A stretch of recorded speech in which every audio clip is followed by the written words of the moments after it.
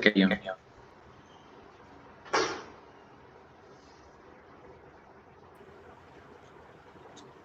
Praise lord అందరికి. Good evening everyone. నా voice clear గానే ఉందా?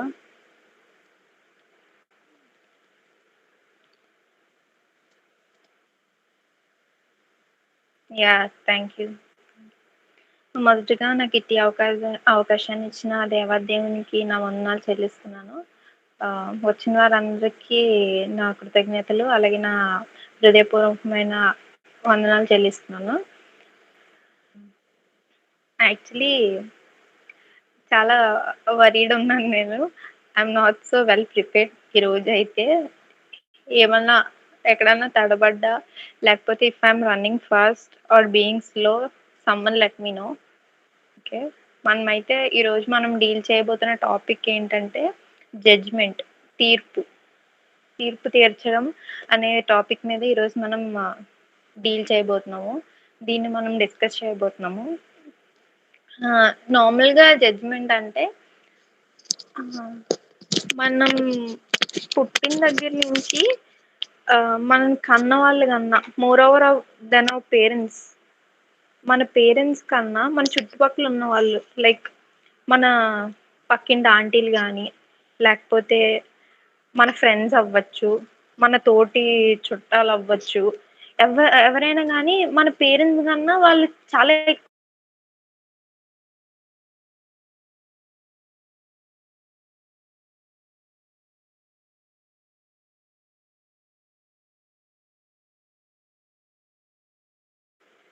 సారీ మనల్ని కన్న వాళ్ళ కన్నా వాళ్ళే ఎక్కువ జడ్జ్ చేస్తారు అనమాట, మన చుట్టూ ఉన్న వాళ్ళు. ఎలా అంటే ఇప్పుడు ఫర్ ఎగ్జాంపుల్ గర్ల్స్కి అనుకోండి, మీ అమ్మాయి ఏంటి పొద్దున్నే నిద్ర లేవదా? అదే మా పాప అయితే పొద్దున్నే నిద్ర లేచిపోద్ది, ఇంట్లో పనులన్నీ చేస్తుంది. మీ అమ్మాయికి దోశ వేయడం కూడా రాదా? మా అమ్మాయికి అయితే అన్ని వంటలు వచ్చు. అలాంటి డ్రెస్ వేసుకుంది ఏంటి, అలా స్లీవ్లెస్ వేసుకుంది ఏంటి, లేకపోతే అది వేసుకుంది ఏంటి, ఇది వేసుకుంది ఏంటి. Girls will go on lot of judgements అనమాట. నేను కూడా చాలా చాలా చూసాను అలాంటివి. అదే బాయ్స్కి అనుకోండి, ఏంటి ఎప్పుడు ఇలాగే ఉంటాడా మీ అబ్బాయి, రౌడీలా తిరుగుతాడా, లేకపోతే అదే ఇదా. మన లోపల ఉన్న ఇన్నర్ క్యారెక్టర్ వాళ్ళకి అనవసరం. బయటకి కనిపించేది, బయటకి రిఫ్లెక్ట్ అయ్యేది మాత్రమే వాళ్ళు చూస్తారనమాట, మన చుట్టూ ఉన్న వాళ్ళు. ఎలా అంటే చాలా చాలా ఇరిటేటింగ్గా ఉంటుంది కొన్నిసార్లు వాళ్ళ జడ్జ్ చేసే విధానం కూడా. అసలు మనకు సంబంధమే లేని వాటిల్లో కూడా దూర్చుతారు మనల్ని. ఇది చాలా చాలా సార్లు చాలా మందికి ఇది అయ్యే ఉంటుంది. ఇప్పుడు మనం ఈ వరల్డ్లీ జడ్జ్మెంట్స్ కోసం, లేకపోతే ఈ లోక సంబంధమైన తీర్పుల కోసం మనం ఈరోజు డిస్కస్ చేయట్లేదు. జస్ట్ ఇది వరల్డ్ వరకే ఉంటుంది. ఇప్పుడు మనం ఏమి నేర్చుకోబోతున్నామంటే ఈరోజు పరలోక సంబంధమైనది, ఆత్మీయ సంబంధమైన తీర్పును ఈరోజు మనం డిస్కస్ చేసుకోబోతున్నాం అనమాట. ఫస్ట్ ఇవి 2 పార్ట్స్గా మనం చూద్దాం. ఫస్ట్, దేవుడు భూమి మీద ఉన్నప్పుడే తీర్పు తీర్చిన వారిని కొందరు ఎగ్జాంపుల్స్గా చూద్దాం. సెకండ్, ఇప్పుడు మనము చనిపోయిన తర్వాత, అంటే మనకి భూమి మీద ఉండినప్పుడే తీర్పు తీర్చేంత మనకు లేదు ఇప్పుడు. ఎందుకంటే మనం అంత స్పిరిచువల్ కాదు, అంత ఆధ్యాత్మికంగా మనం లేము. కాబట్టి మనకి భూమి మీద ఉన్నప్పుడే తీర్పు తీర్చేసి, భూమి మీద ఉన్నప్పుడే దేవుడు మన గురించి సాక్ష్యం చెప్పే అంత లేదు. మనం చనిపోయిన తర్వాత తీర్చే తీర్పు ఎలా ఉండబోతుంది, అది మనము ఎలా ఉండబోతుంది. ఇప్పుడు బేసికల్లీ నేను మీ అందరినీ, యునైటెడ్ ఇన్ క్రైస్ట్లో ఉన్న ప్రతి ఒక్కరిని ఇప్పుడు నేను ఒక కోర్టులోకి తీసుకెళ్ళబోతున్నాను.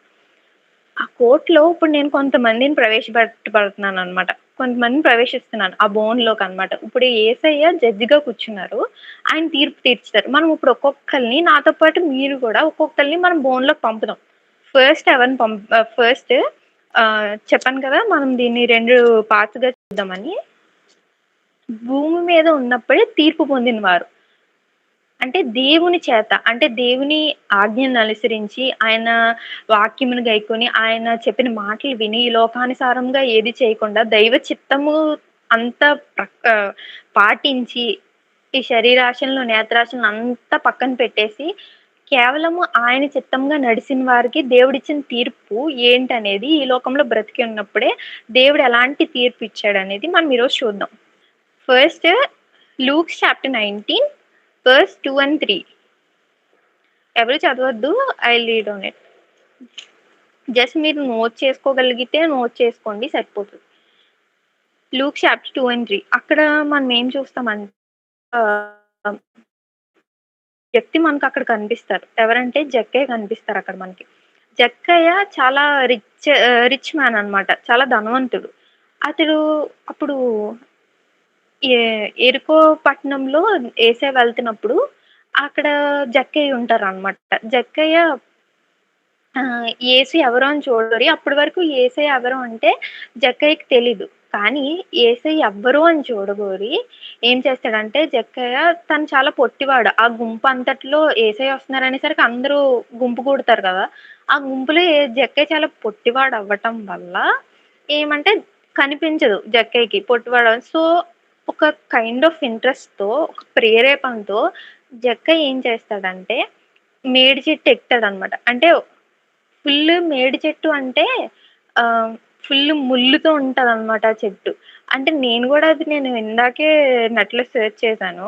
అది చాలా ముళ్ళుతో అలా గుచ్చుకొని ఉంటదంట. కానీ ఆయన కేవలము ఇంట్రెస్ట్ ద్వారా అంటే దేవుడిని ఎవరు అని చూడగోరి ఆ ప్రేరేపణ చేత ఏం చేస్తారంటే ఎంత ముల్లు గుచ్చుకున్నా, ఎంత ఏమైపోయినా జక్కయ్య ఏం చేస్తారంటే మేడి చెట్టు ఎక్కి యేసుని చూస్తారనమాట. అప్పుడు యేసయ్య ఏం చేస్తారంటే, "జక్కయ్య కిందకి దిగు. ఈరోజు రాత్రి నేను మీ ఇంటి దగ్గర బస చేయాలనుకుంటున్నాను. మీ ఇంటి దగ్గర ఉండి భోజనం చేయాలనుకుంటున్నాను" అని చెప్తారనమాట.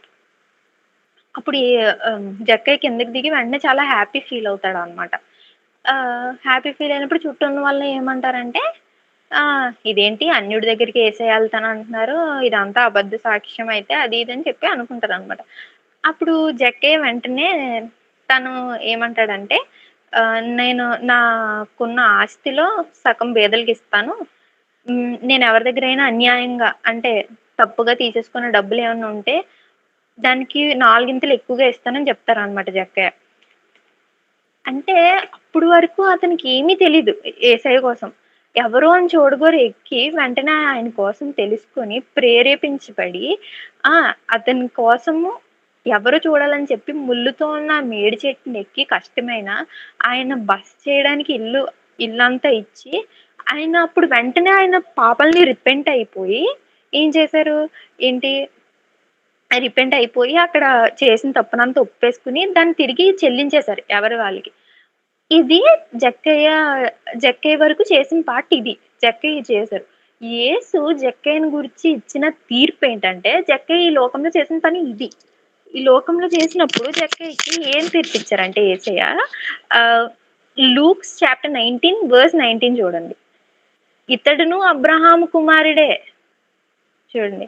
ఇతడును అబ్రహాము కుమారుడే అని యేసయ్య ఈ లోకంలో ఉన్నప్పుడే జక్కయ్యకి తీర్పిచ్చేసారనమాట. అంటే అబ్రహాము అనగా మీ అందరికీ తెలిసే ఉంటది. విశ్వాసమునకు తండ్రి అని అర్థం.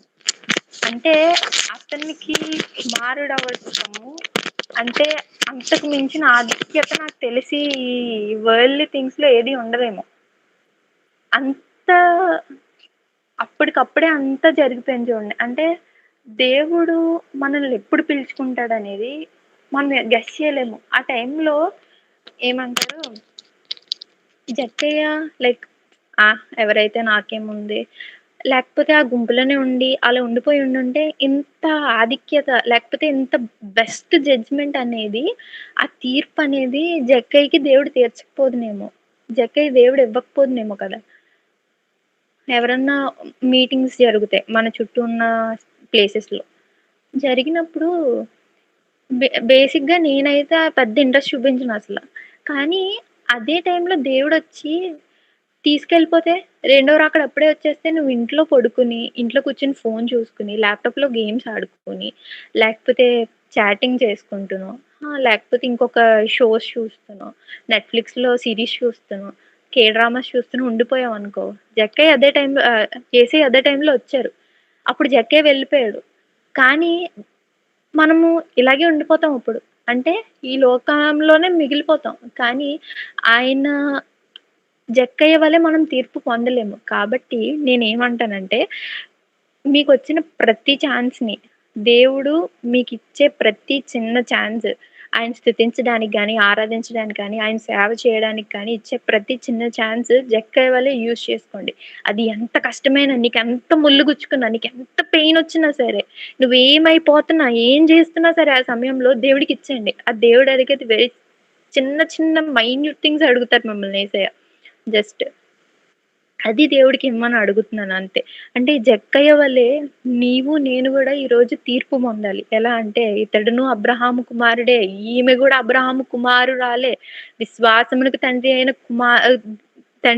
తండ్రి అయిన అబ్రహాముకి కుమారులు, కుమార్తెలని మనం అనబడాలి అని నేను కోరుకుంటున్నాను. ఫస్ట్ ఈ లోకంలోనే తీర్పు పొందిన వాళ్ళే ఫస్ట్ మనం జక్కయ్యని చూసాము. రెండవదిగా యోబుని చూద్దాం. జాబ్స్ చాప్టర్ 1 వర్స్ 1-3 అది ఈ స్టోరీ నేనేం నరేట్ చేయాలనుకోవట్లేదు. ఎందుకంటే మీ అందరికీ ఇది చాలా సుపరిచితమైన స్టోరీ గాబట్టి, నేను పెద్దగా దీన్ని డిస్కస్ చేయాలనుకోవట్లేదు. యోబు చాలా రిచెస్ట్ పర్సన్ అనమాట. అతనికి లేనిదేమీ లేదు. కొన్ని థౌసండ్స్ ఆఫ్ ఎడ్లున్నాయి, గొర్రెలున్నాయి. అతనికి కలిగిందేంటి, పనివాళ్ళు అతనికి ఏమీ లోటుండదు. అతను చేయడానికి చాలా మంది పనివాళ్ళుంటారు. చాలా ఆస్తుంటది. ఒక దేశమంతా ఈయనదే కలిగిన ఆస్తనమాట. యోబులికి. కానీ యోబు ఏంటంటే యథార్థవర్తనుడును, నీతిమంతుడై ఉన్నాడు. దేవుని యందు భయభక్తులు కలిగి చెడుతనమును విసర్జించిన వాడనమాట యోబు. అతనికి చాలా డబ్బుంది. యోబుకి లేనిది ఏమీ లేదు. ఆ కాలంలో ద రిచెస్ట్ పర్సన్ అయినప్పుడు తను వృధాగా ఏమీ చేయలేదు. అంటే మనలాగా మంచిగా ఏమంటారు, ప్రేయర్ ఉన్నా సరే అక్కడ ఒక మంచి పార్టీ జరుగుతుంది. ప్రేయర్‌కేం వెళ్తాంలే, పార్టీకెళ్ళిపోదాము. ప్రేయర్ జరుగుతున్న టైంలో లేదు నాకు క్రికెట్ మ్యాచ్ వస్తుంది. నేను క్రికెటే చూస్తాను. లేదు అదంతా కాదు, నాకు మంచి షో వస్తుంది టీవీలో, అది చూస్తాను. సీరీస్ లేట్ అయిపోతుంది. 1 వీక్ నుంచి ఫినిష్ చేయాలనుకుంటున్నాను కానీ ఇంకా ఫినిష్ చేయట్లేదు. ఇదంతా కాదు యోబు చేసిందక్కడ. యోబు ఏం చేశాడంటే చెడుతనమును విసర్జించాడు ఫస్ట్. చెడుతనమును విసర్జించి దేవుని యందు భయభక్తులు కలిగి ఉన్నాడనమాట. దేవుడు ఈ లోకంలో యోబు చేసిన పనంతా ఏంటి అంటే కేవలము యథార్థముగా ఉండి అన్యాయములేవి చేయకుండా న్యాయవర్తనుడుగా ఆయన పేరు పొందాడు. తర్వాత చెడుతనంనంతా విడిచిపెట్టేసి కేవలం దేవుని స్తుతించుట, దేవుని మహింపరచుట ఆయన చేశాడు. ఎంత రిచెస్ట్ పర్సన్ అయినా సరే. అదే మనమైతే ఒక ₹100 దొరికినియనుకో, నాకైతే లిటరల్లీ చెప్తున్నాను, నా అకౌంట్ జీరో అయిపోయే వరకు నాకు మనశ్శాంతి ఉండదు. అది దేనికో దానికి ఉంటాయన్న ఆలోచన ఉండదు. లేకపోతే ఏముండదనమాట. అదెళ్ళిపోయి ఎంత లేట్ అయిపోయినా పర్లేదు. ఫస్ట్ అది అయిపోవాలి నాకు. మనశ్శాంతి ఉండదు లేకపోతే. అంత అలా బిహేవ్ చేస్తాము. కానీ యోబు అంత ఆస్తి ఉన్నా సరే, ఆయన కేవలం దేవుడి వైపే చూసారు. అలా అని చెప్పి యోబుకి ఏమి శ్రమలు రాలేదా అంటే, ఉన్నదంతా పోగొట్టేసుకుంటారు. దేవుడు లాగేసుకుంటారు తర్వాత. ఎంత యోబు అంటే నిజంగా ఆల్మోస్ట్ ఒక 30 చాప్టర్స్ యోబు దేవా అని ఏడుస్తూనే ఉంటారు. ఏంటి దేవా ఇంత పెయిన్ ఇచ్చారు, ఇంత పెయిన్ ఇచ్చారు అని అడుగుతూనే ఉంటారు యేసయ్యని తెలుసా? కానీ ఎప్పుడు ఏమంటారు, ఎదురు చెప్పలేదు. నేనెంత యథార్థంగా ఉన్నాను, నేనెంత చేశాను, అలా ఉన్నానని చెప్పి ఎప్పుడు యోబు అనలేదు. అదే మనమైతే దేవా నేను ఆ రోజు పాటలు పాడాను, ప్రతిరోజు చర్చ్‌కెళ్ళాను. ఏమంటారు, నేను పాట పాడితే గానీ మా చర్చ్ స్టార్ట్ అవ్వదు. నేను ప్రేయర్ చేస్తే గానీ ఉండదు. నేను చేస్తేనే గానీ ఉండదు. ఇదంతా యోబు చెప్పలేదు. జస్ట్ ఆయన యథార్థవర్తనుడుగాను, నీతిమంతుడుగాను, ధనవంతుడైనా సరే ఆయన ఆజ్ఞలను గైకొని తగ్గింపు జీవితం కలిగి ఈ భూలోకంలో ఆయన ఉన్నాడనమాట. అప్పుడు దేవుడు యోబుని గూర్చి ఈ లోకంలోనే జడ్జిమెంట్ ఇచ్చారు. యోబుకి కూడా. ఏమని ఇచ్చారంటే జాబ్స్ చాప్టర్ 2 వర్స్ 10. యోబు గ్రంథము 2వ అధ్యాయము 10వ వచనం. ఏ విషయమందును యోబు నోటి మాటతోనైనను పాపం చేయలేదు. నోటి మాటతో అయినను అంటే ఇది చాలా, ఈ అక్కేంటి ఎలా చెప్తుందని అనుకోవచ్చు కానీ, మనం నోటి మాటతో చేసినంత తప్పు దేనితోను చేయమేమో. చాలా ఈజీగా వదిలేస్తాం మాటలన్నీ. నాతో సహా ప్రతి ఒక్కరు. నోటి మాటతో ఎంత ఈజీగా అంటే ఎదుటోళ్ళు ఏమవుతారని ఆలోచించం. లేకపోతే దేవునికి విరుద్ధమని ఆలోచించం కానీ, ప్రతీదీ చాలా ఈజీగా అనేస్తామనమాట. మాటలలో వదిలేస్తాం. కానీ యోబు ఎంత రిచెస్ట్ పర్సన్ అయినా, అతనికి ఎంత ఆస్తున్నా, ఎంత పలుకుబడి ఉన్నా సరే, యోబు తన జీవితంలో ఎప్పుడు నోటి మాట చేత అయినా సరే పాపం చేయలేదు. అది ఎవరు చెప్తున్నారంటే ప్రభువైన యేసుక్రీస్తు వారే యెహోవా తండ్రి ఏంటి యోబుకి తీర్పిచ్చాడు ఈరోజు.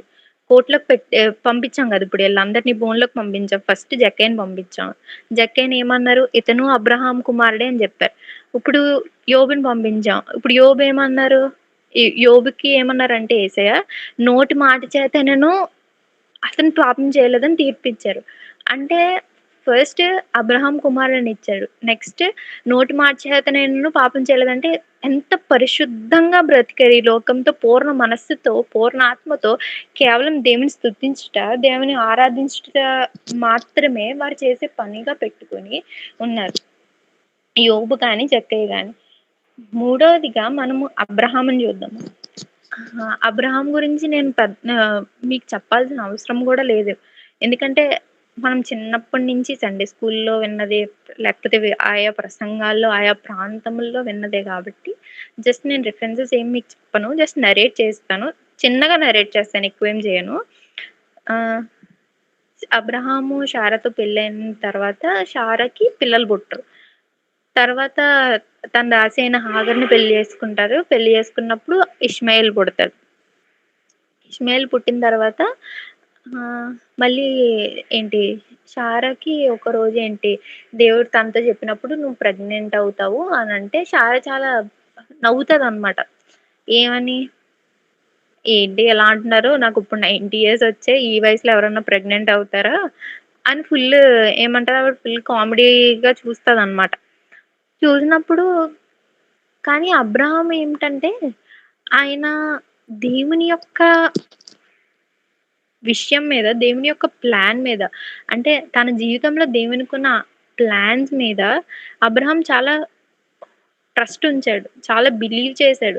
ఆయన ఫెయిత్‌తో దేవుడు ఏదైనా చేయగలడు. సమస్తమును ఆయనకి సాధ్యమే అని అబ్రహాం నమ్మాడు కాబట్టి, ఆయనకి విశ్వాసులకు తండ్రి అని చెప్పి ఈ ఈ లోకంలో ఉన్నప్పుడే అతనికి అబ్రహాంకి తీర్పిచ్చాడనమాట. ఏంటి 20 ఏళ్ళు తర్వాత ఆహ్, ఆహ్, ఇస్ ఇస్సాక్‌కి 20 ఇయర్స్ వచ్చిన తర్వాత కొండ మీదకి నువ్వు తీసుకెళ్ళి బలి అర్పించేయి. నీ కొడుకుని నేను తీసుకోవాలనుకుంటున్నాను అని అన్నప్పుడు గూడా ఒక్క మాట కూడా ఎదురు చెప్పరనమాట. డల్‌గా వెళ్తారు తప్ప అసలు ఎదురు చెప్పరు. ఆయన ఎంత అంటే దేవుడి ప్లాన్‌లో ఎంత ట్రస్ట్ ఉంచారంటే, అంటే లేక లేక పుట్టిన కొడుకుని, వారసుడిని ఎప్పుడో 100 ఇయర్స్ తర్వాత పుట్టిన కొడుకుని కూడా అబ్రాహాము ఇవ్వడానికి వెనకాడలేదనమాట. అస్సలు కొంచెం కూడా ఆలోచించలేదు.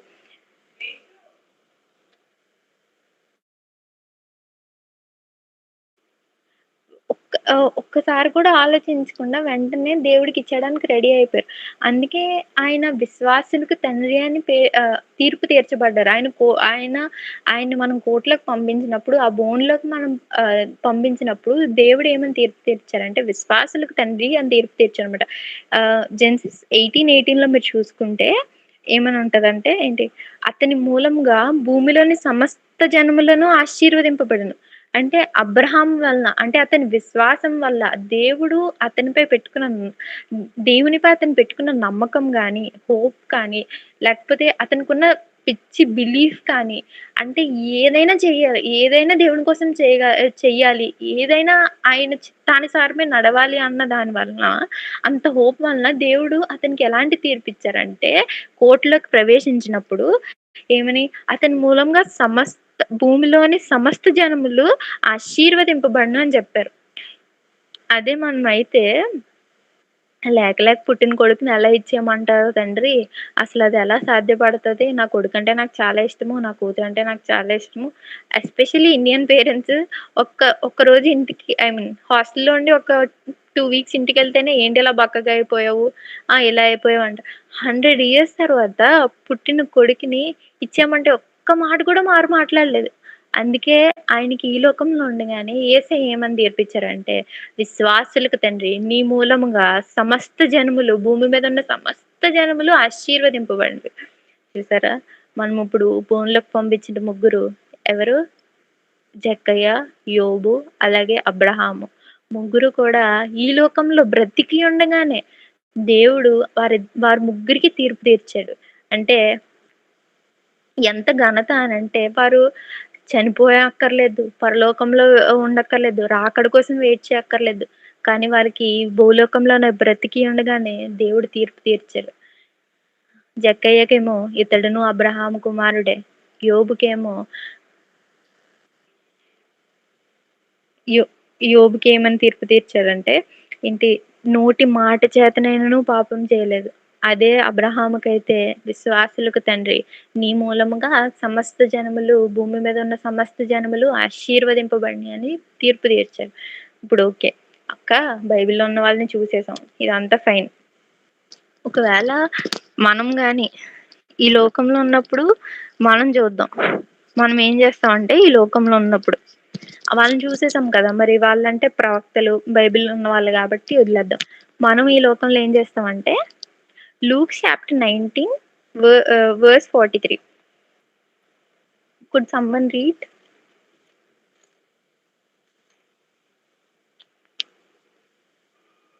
ఓకే. ఓకే. I'll read. ప్రభువు నిన్ను దర్శించిన కాలమున నీవు ఎరుగకుంటివి. అంటే దేవుడు చాలా ఛాన్స్‌లు ఇస్తారనమాట మనకి. చాలా ఎ ఎవ్రీ డే ఒక 100 ఛాన్సెస్ ఇస్తారేమో మనకి. నాకనిపిస్తది. ఆయన మనల్ని పిలుచుకుంటారనమాట. ఆయా మీట్స్ ద్వారా కావచ్చు, ఆయా మెసేజెస్ ద్వారా, ఆయా రీల్స్ ద్వారా, లేకపోతే పేరెంట్స్ ద్వారా గానీ చాలా, చాలా పిలుచుకుంటారనమాట. కానీ మనం ఏం చేస్తామంటే తెలియకుండా ఉంటాం. ఎరగకుండా ఉంటామనమాట. ఏం ఎరగకుండా ఉంటామనమాట. ఏంటి అప్పుడు ఎలా బిహేవ్ చేస్తామంటే మనకేం తెలీదు అన్నట్టే ఉంటాం. మనకు ఏం తెలీదు అన్నట్టే బిహేవ్ చేస్తూ, మాకు సంబంధం లేదు. నాకు తెలీదు. ఆయన దర్శించిన కాలంలో ఆయన నీకిచ్చిన ప్రతి ఛాన్స్‌ని కూడా ఎంత వియర్డ్‌గా అంటే ఇష్టం లేనట్టే బిహేవ్ చేస్తాం. ప్రేయర్‌కి ప్రేయర్‌కి వస్తున్నారా అని మెసేజ్ చేసి ఐ మీన్ మార్నింగ్ 3 ఏఎంకి ప్రేయర్స్ జరుగుతున్నాయి. వస్తున్నారా అంటే నాకు బాలేదు. లేకపోతే అక్కడున్నాను, ఇక్కడున్నాను. ప్రేయర్ మీట్‌కి ఎందుకు జాయిన్ అవ్వలేదు? ఎందుకు జాయిన్ అవ్వలేదంటే మా ఇంట్లో చుట్టాలున్నారు. హ్మ్. ఈ సండే చర్చ్‌కి ఎందుకు రాలేదు అంటే వర్షం పడింది.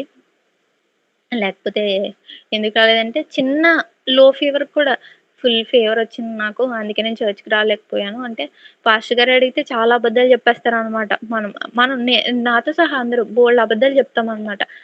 అంటే ఈ లోకంలో ఆయన ఉన్నప్పుడు మనం ఎన్ని సార్లు నిన్ను దర్శించినా, ప్రభువు నిన్ను దర్శించిన కాలం ప్రతీదీ నీకు తెలీదనమాట. ఎందుకు తెలీదంటే నీ శత్రువులు నీ చుట్టూ గట్టు కట్టేస్తాయన్నమాట.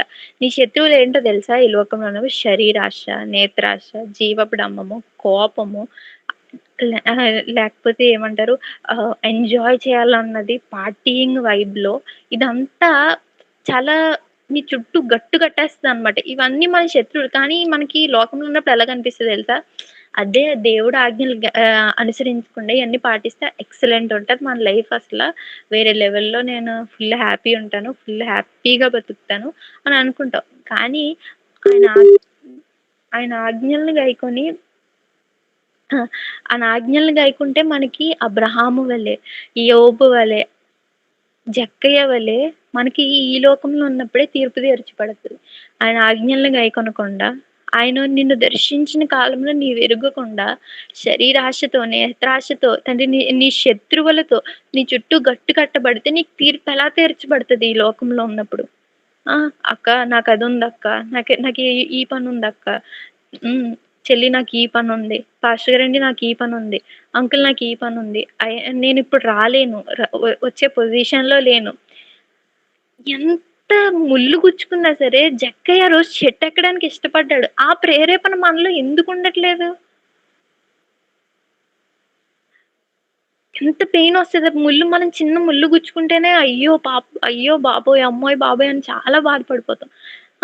ఆ చెట్టంతా ఎక్కి దానికి జక్కయ్య యేసయ్యని చూడగోరాడంటే ఎంత ఇంట్రెస్ట్, ఆ ప్రేరేపణ మనలో ఎందుకుండట్లేదు? ఎందుకు కలగట్లేదు? కేవలం అది ల్యాక్ ఆఫ్ ఇంట్రెస్ట్ వల్లే అవుతది. కేవలం ఆయన్ని నమ్ముకుని ఉండడం వల్ల, కేవలం ఆయన్ని విశ్వసించి, ఆయన ఆజ్ఞలను గైకొనడం ద్వారా జక్కయ్య ఇతడును అబ్రహాము కుమారుడే అని జడ్జ్‌మెంట్ ఈ లోకంలో బ్రతికి ఉండగానే పొందాడు గదా! అలాంటి జడ్జ్‌మెంట్ మనకు కూడా రావాలి. కానీ మనమేంటంటే శత్రువులు అనగా మన శరీరాశ, నేత్రాశ, జీవపుడంబము, కోపము, ధనాశ, లోకాశ ఇదంతా మన శత్రువులు మన చుట్టూ మంచిగా బ్యారియర్ ఏసేస్తే మనకెలా వస్తది తీర్పు? అస్సలు రాదు. చనిపోయిన తర్వాత వి ఆర్ డెడ్. ఇప్పుడు ఆహ్, మనందరం ఇప్పుడు బోన్‌లోకెళ్ళాం.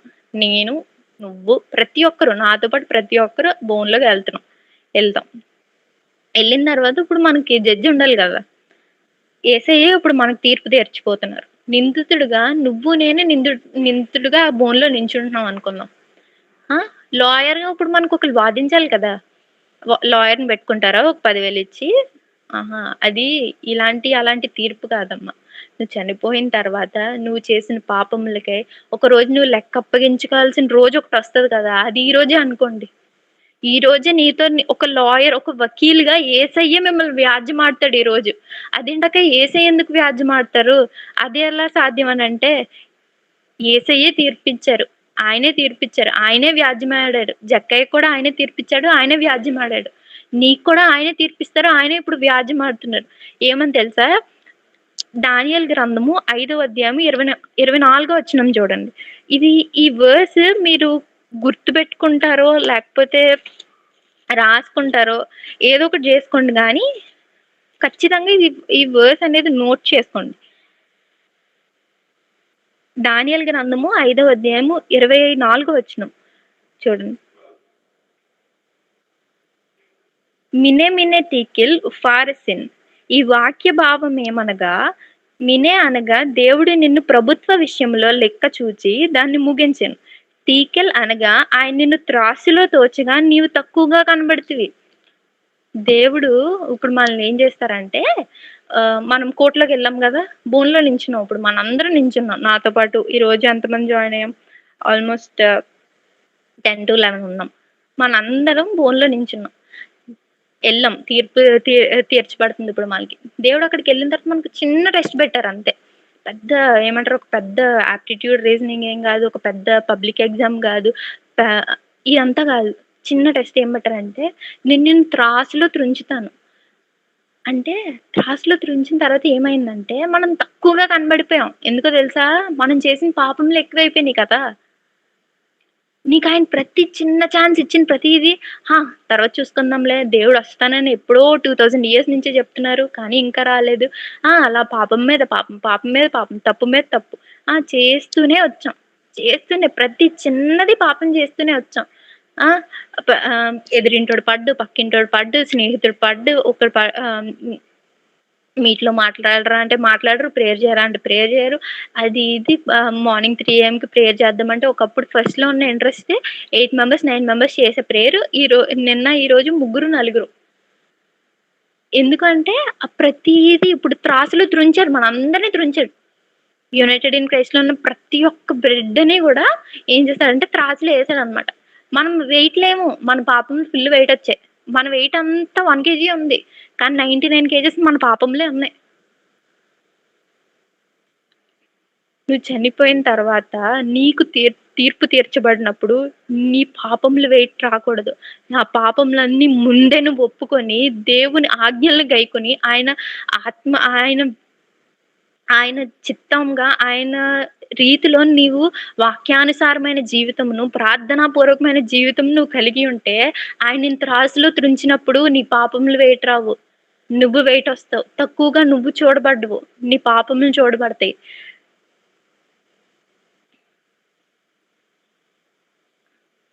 బుద్ధిగల కన్యకలు, బుద్ధి లేని కన్యకల ఉపమానం మనం తీసుకుంటే, బుద్ధిగల కన్యకలు ఏం చేస్తారంటే, వాళ్ళు ముందే వాళ్ళకి కావాల్సిన నూనె గాని, వాళ్ళకి కావాల్సినవన్నీ వాళ్ళు తెచ్చుకొని పెట్టుకుంటారు. బుద్ధి లేని కన్యకలు కొంచెమే తెచ్చుకుంటారు. సరిపోతదిలే అనుకుంటారు. బుద్ధి కలిగిన కన్యకలు ఏం చేస్తారంటే, పెండ్లి కుమారుడు వచ్చినప్పుడు ఆ తిత్తుల్లో నూనె పోసుకొని వెళ్ళిపోతారు. ఆ ద్వారం తెరవబడినప్పుడు వెళ్ళిపోతారు. ఈళ్ళేమంటారంటే బుద్ధి లేని కన్యకలు, "దేవా! మేము కూడా ఇప్పటి వరకే ఉన్నాము. నిన్ను స్తుతించాము, నిన్ను ఆరాధించామంటే మీరెవరో నాకు తెలియదు" అంటారు. ప్రియమైన దేవుని బిడ్డలారా, మీకలాంటి పొజిషన్ మీకు నాకు రాకూడదు. మీరెవరో నాకు తెలీదని దేవుడు మనల్ని అనకూడదు. అలా అంటే ఈ అలా ఉండాలి అనంటే జక్కయ్య వలె, యోబు వలె, అబ్రహాము వలె మనం ఆయన ఆజ్ఞలను గైకొని ఈ లోకంలో బ్రతికి ఉన్నప్పుడే ఆ! ఇక్కడే ఉన్నప్పుడే మనం కూడా తీర్పు తీర్చుకొనబడాలి. చనిపోయిన తర్వాత మనల్ని త్రాసులో త్రుంచితే మన పాపములు వెయిట్ రాకూడదు. మనమే వెయిట్ రావాలి. ప్రతి ఒక్ ప్రతి ఒక్కరికి తీర్పు తీర్చబడతది. ఆ రోజు ఎంతో ఎక్కడో ఉంది, ఎప్పుడో ఉంది ఇది కాదు. చాలా నియర్ బై ఉంది. అది మనందరికీ తెలుసు. నాకు రవికాంత్ ఒక రీల్ పెట్టాడనమాట ఈరోజు మార్నింగే. ఐ థింక్ మీకు కూడా పెట్టే ఉండొచ్చు మరి అది రీల్. బోర ఊదుతున్నారనమాట ఆ రీల్‌లో. అంటే ఓన్లీ క్రిస్టియన్స్ కెన్ రిలేట్ అని పెట్టారు. దానికి క్యాప్షన్ ఏం పెట్టారంటే క్రిస్టియన్స్ కెన్ రిలేట్. ఆ బోర ఊదే సమయం ఎప్పుడో లేదు. చాలా దగ్గరలోనే ఉంది. ఆ బోర ఊదినప్పుడు దేవుని దేవుని సంఘంతో పాటు ఆ సంఘంలో మనం కూడా ఎత్తబడాలి. ప్రతి ఒక్కరు గూడా జడ్జిమెంట్ ఇచ్చే టైంలో త్రాసులో త్రుంచినప్పుడు ఆ! నీవు వెయిట్ రావాలి. నీ పాపములు వెయిట్ రావకూడదు.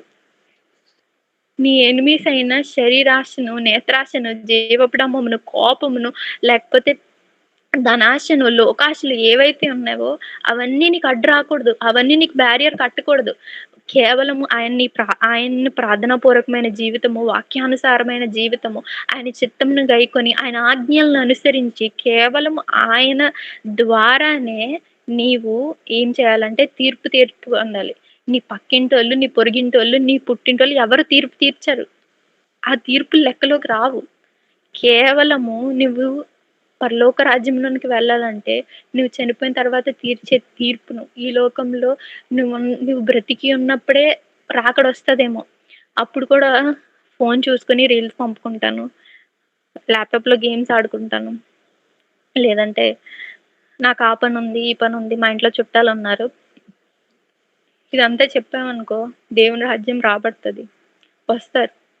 ఆయన ఆజ్ఞలను అనుసరించి పాపములంతా ఒప్పుకొని రిపెంట్ అయ్యి పశ్చాత్తాపంతో ఉండి ప్రార్థన చేసి ఆయన సేవను చేసిన వారందరిని ఎత్తుకొని వెళ్ళిపోతారు. కానీ మనం మిగిలిపోతాం. ఖచ్చితంగా ప్రతి ఒక్కరు నేను ప్రతి ఒక్కరిని కోరుకుంటున్నాను. నువ్వు త్రాసులో త్రుంచినప్పుడు వెయిట్ నువ్వు తక్కువ రాకూడదు. అలా అవ్వకూడదంటే ఆయన ఆజ్ఞలను గైకొని ఆయన స్తుతించడం, ఆరాధించడం మాత్రమే మనం జేయాలి. Okay. I'm done with this. నేను ఇది ఇదే నేను చెప్పాలనుకుంటున్నాను.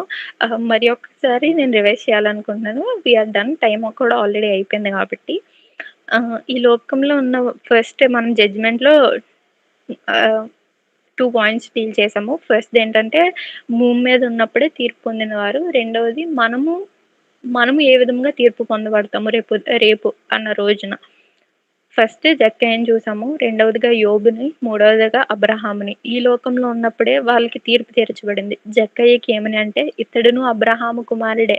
ఇతడును విశ్వాసం కలిగిన వాడే అని చెప్పి జక్కయ్యకి తీర్పు తీర్చబడింది. యోబుకైతే ఇతడు నోటి మాట ద్వారానైనను ఏ పాపము చేయలేదు. చాలా పరిశుద్ధుడు, చాలా న్యాయవంతుడు అని చెప్పి యోబుకు తీర్పు తీర్చబడింది. అబ్రహాముకైతే విశ్వాసమునకు తండ్రి. ఈయన వల్లే భూలోకం అంతయు ఆశీర్వదింపబడిందని చెప్పి తీర్పు తీర్చబడింది. అదే మనం అనుకో త్రాసులో త్రుంచినప్పుడు తక్కువగా కనబడిపోయాం దేవునికి. దేవుడు నీ వైపు వ్యాజ్యెమాడినప్పుడు, ఆయన నీకు తీర్పు తీర్చినప్పుడు ఖచ్చితంగా మనం వెయిట్ రావాలి. దేవుడు మిన్నెటికలు ఫార్సిన్ అన్నప్పుడు మనము తక్కువ కనపడకూడదు. మనమే ఎక్కువ రావాలి. ఆయన ఆజ్ఞలు గైకొని ఆయన్ని ఈ శరీరాశను, నేత్రాశను, లోకాశను, ధనాశను అంతటిని విడిచిపెట్టేసి కేవలము ఆయన ఆజ్ఞలను గైకొని ప్రార్థనాపూర్వకమైన జీవితంతో ముందుకు కొనసాగి మనము తీర్పు తీర్చినప్పుడు మనం అందరము కూడా ప్రతి ఒక్కరు మనలో ఉన్న ప్రతి ఒక్కరు గూడా వెయిట్ ఎక్కువ రావాలి. మన పాపములు తక్కువ రావాలని. ఈరోజు ఈ ప్రేయర్ మీట్ అయ్యాకే రిపెంట్ అవ్వండి. ఏమన్నా ఉంటే ఈ క్షణం నుంచే విడిచిపెట్టేసి, మనకు కూడా మన జడ్జ్‌మెంట్ ఇప్పుడు ఈ లోకంలో ఉన్నప్పుడే అబ్రహాము వలె, యోబు వలె, జక్కయ్య వలె మనం గూడా జడ్జ్‌మెంట్ ఈ లోకంలో ఉన్నప్పుడే లాయర్ అయిన యేసయ్య, వకీలైన యేసయ్య మనకు తీర్పు తీర్చాలి. జడ్జ్ అయిన యేసయ్య మనకు తీర్పు తీర్చాలని నేను కోరుకుంటున్నాను. Thanks for this opportunity everyone. Praise the lord.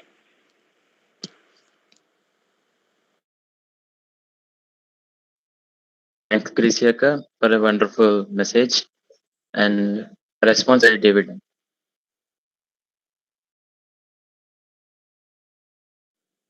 Praise Lord everyone. యాక్చువల్గా క్రేసి మంచిగా మనల్ని కళ్ళు తెరిపించి ఒక హార్ట్ ఫెల్ట్ మెసేజ్ జడ్జిమెంట్ మీద మనకు చెప్పింది. ఇలా కొన్ని పాయింట్స్ యాడ్ చేద్దాం అనుకుంటున్నాను. లైక్ ఏంటంటే అందరూ జడ్జిమెంట్ అనేది ఒక మిస్అండర్స్టాండ్ చేసుకుంటారు. లైక్ ఏంటి అది ఒక హార్ష్ నెగిటివ్ గా తీసుకుంటారు అనమాట. మనం చేసేది ఏంటి, దేవుడు మనం శిక్షించేది నరకం చేసేది అంటారు. లైక్ గ్రేసి చెప్పిన మాటల్లో గాడ్లీ జడ్జిమెంట్ అనేది ఒక రైచియస్ ప్యూర్ అదొక ఏంటంటే సత్యం మీదే నడుస్తుంది, ఫుల్ ఆఫ్ ట్రూత్ మీదే జడ్జిమెంట్ అనేది ఉంటుంది అనమాట. అది మొత్తం